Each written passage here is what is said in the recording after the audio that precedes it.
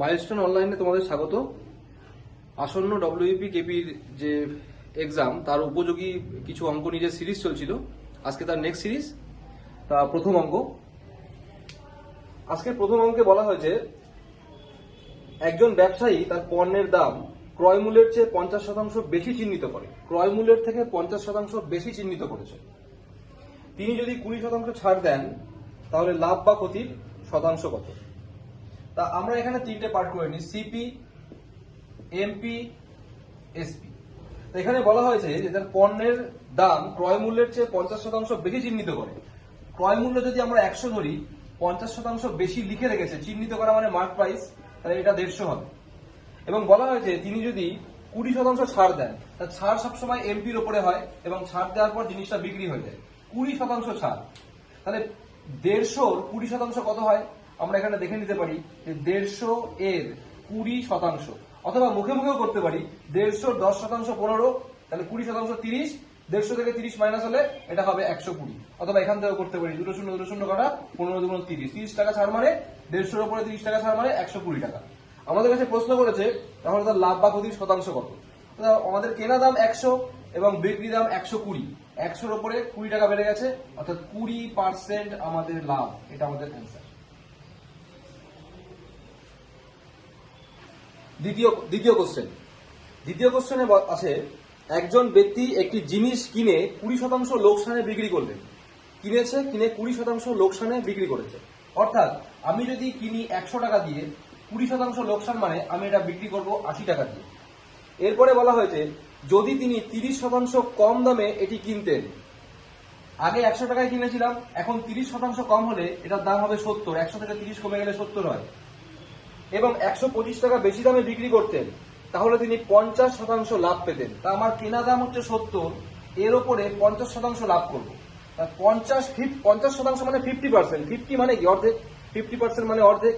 তাহলে 70 এর উপরে 50% লাভ করছি মানে 70 এর অর্ধেক লাভ করছি। 70 এর অর্ধেক কত? 35। 70 এর উপর 35 বেড়ে গেলে এটার দাম হবে কত? 105। অর্থাৎ আগে বিক্রয় মূল্য ছিল 80, এখন বিক্রয় মূল্য 105। বিক্রয় মূল্য কত বেড়েছে? 25। এটা আমাদের হিসাবে, কিন্তু আমাদের হিসাবে 25, কিন্তু ওরা বলেছে যে 30% কম দামে এটি কিনে 125 টাকা বেশি দামে বিক্রি করতে। তা আমাদের হিসাবে বেশি 25, কিন্তু ওদের হিসাবে 125। 25 থেকে 125 কত গুণ? 5 গুণ। প্রশ্ন করেছে জিনিসটির ক্রয় মূল্য কত। আমরা ক্রয় মূল্য ধরেছিলাম 100, তাহলে এটাকেও আমরা 5 গুণ করে দেবো। তাহলে 100 কে 5 দিয়ে গুণ করলে কত হবে? 500। এটা আমাদের অ্যান্সার। নেক্সট অঙ্কে আছে যে 4টে দ্রব্যের ক্রয় মূল্যে 3টি দ্রব্য বিক্রি করলে শতকরা কত লাভ বা ক্ষতি হবে। এটা একটা খুব সাধারণ অঙ্ক।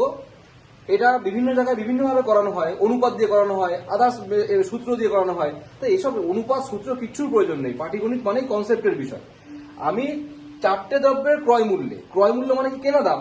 অর্থাৎ আমি 4টে কিনেছি আর 3টে বিক্রি করছি, তাহলে আমি 4টে যে দাম দিয়ে কিনেছি 3টে বিক্রি করে আমার সেই দামটা উঠে এসছে, অর্থাৎ আমার পকেটের টাকা পকেটে উঠে আসলো।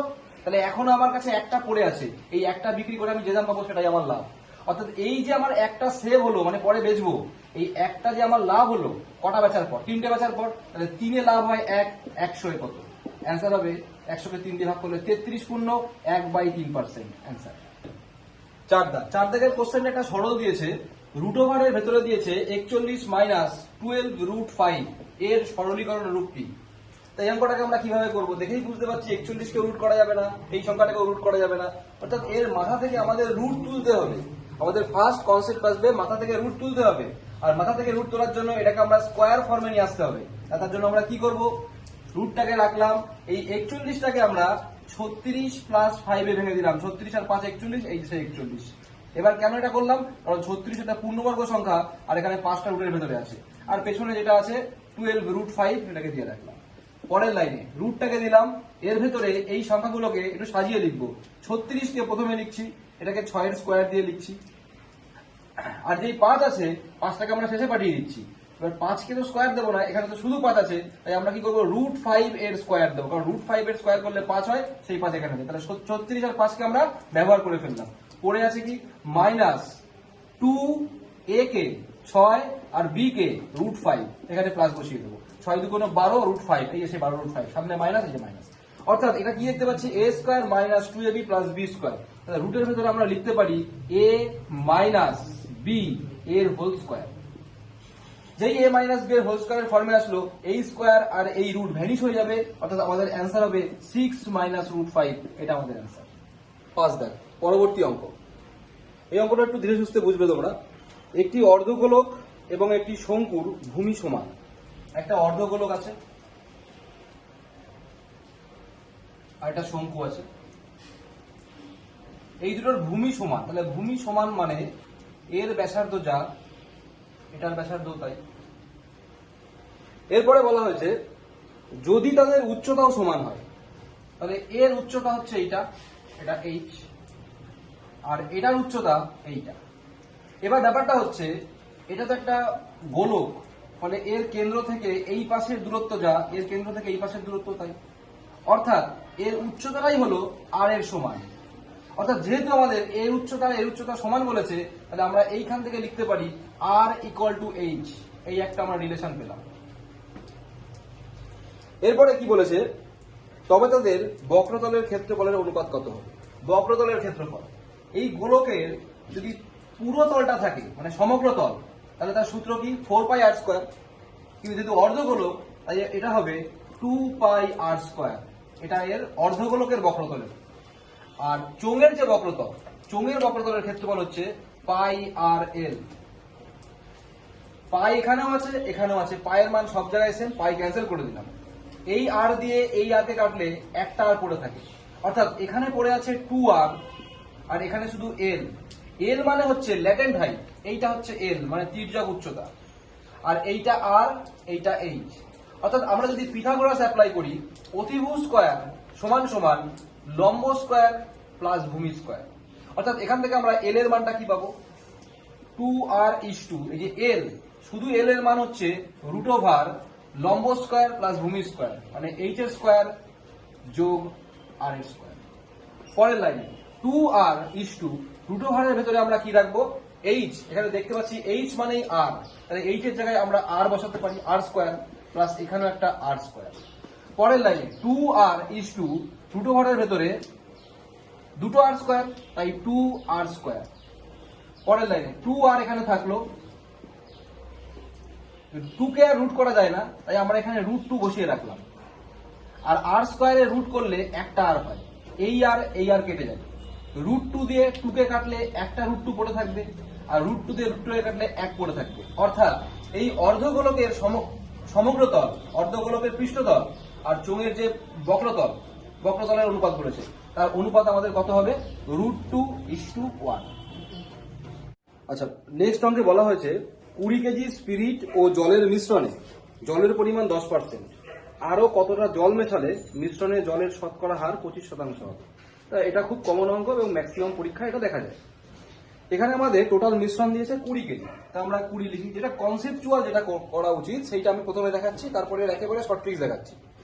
20 কেজি স্পিরিট আছে, আর এই স্পিরিটের মধ্যে জলের পরিমাণ 10%, কিন্তু পরে আমি আবার জল মিশিয়েছি, ফলে জলের পরিমাণ, যেহেতু জল পরে মেশাচ্ছি, তাই আগের পরিমাণ আর পরের পরিমাণ আলাদা হয়ে যাবে।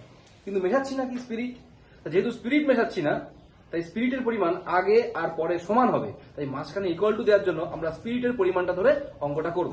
তাই এখানে বলা হয়েছে জলের পরিমাণ 10%, 10% যদি জল থাকে স্পিরিট কত হবে, 90%।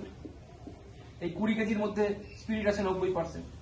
এইবার ওই 20 কেজির মধ্যে আমরা কিছু পরিমাণ জল মেশাচ্ছি, কতটা জল মেশাচ্ছি জানি না, মনে করি x পরিমাণ জল মেশাচ্ছি, তাহলে এখন মিশ্রণ এতটা হয়ে গেছে, আর তার মধ্যে জলের পরিমাণ এখন হবে 25%। তা জল যদি 25% হয়, স্পিরিট কত হবে, 75%।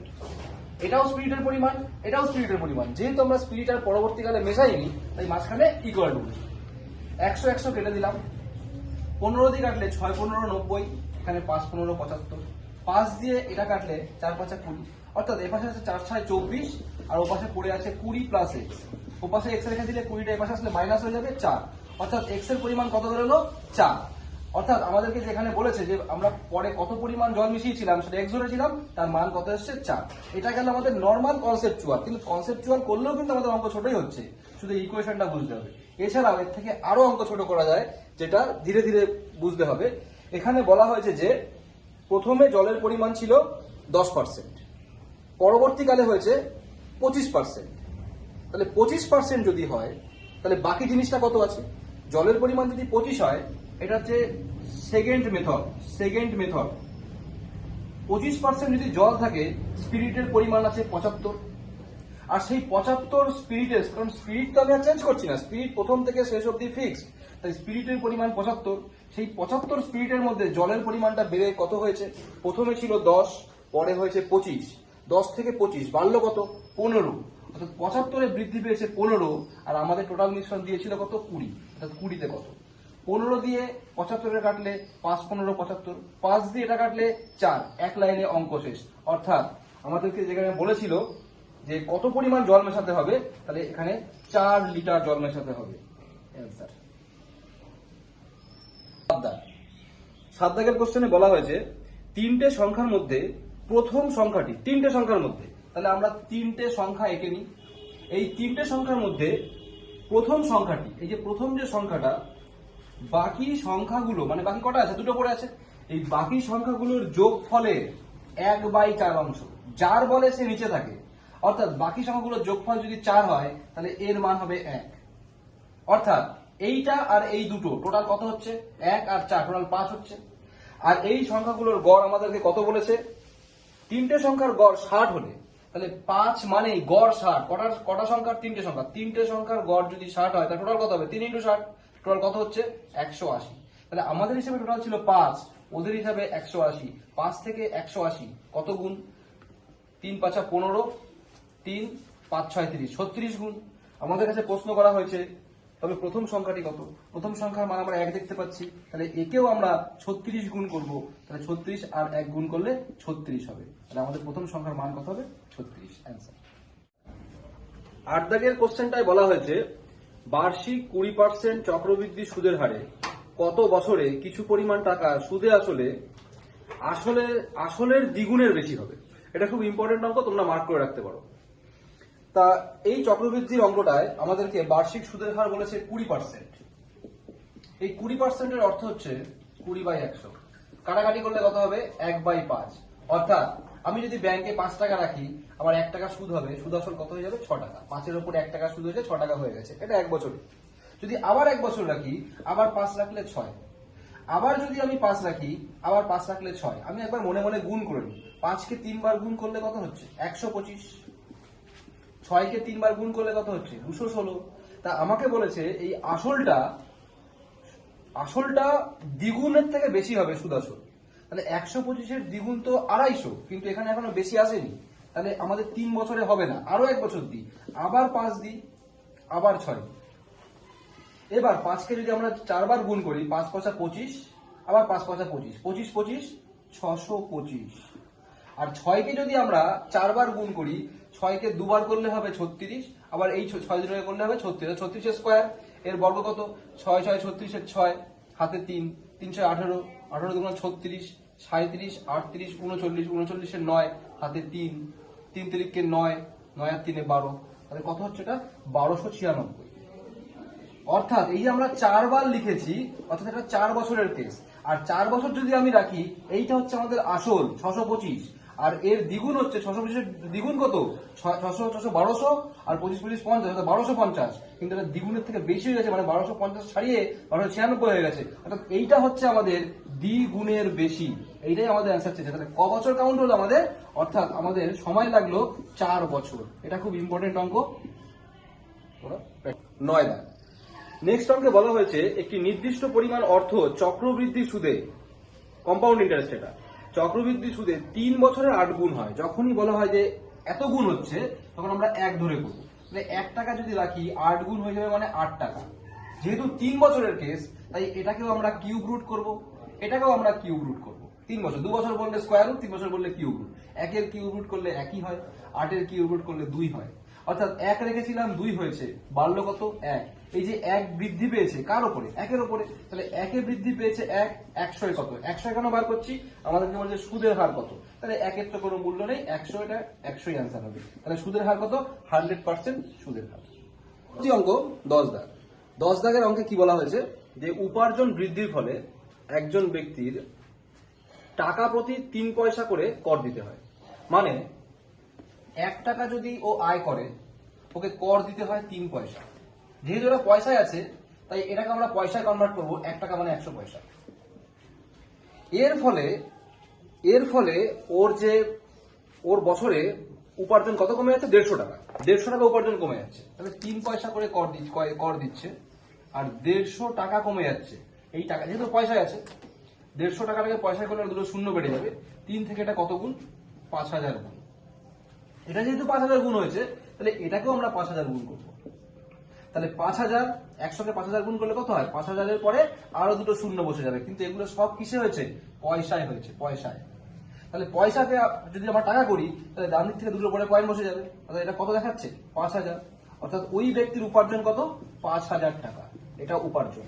এরকম এটা হচ্ছে আমাদের অ্যান্সার, ঠিক আছে? এই ব্যক্তির উপার্জন কত? 5000 টাকা। এরকম অঙ্ক যদি তোমাদের আরো কাজে লাগে, তো ডব্লিউপি আর কেপি পরীক্ষার জন্য উপযোগী মনে হয়, তাহলে তোমরা চ্যানেলটা সাবস্ক্রাইব করে পাশে থাকতে পারো।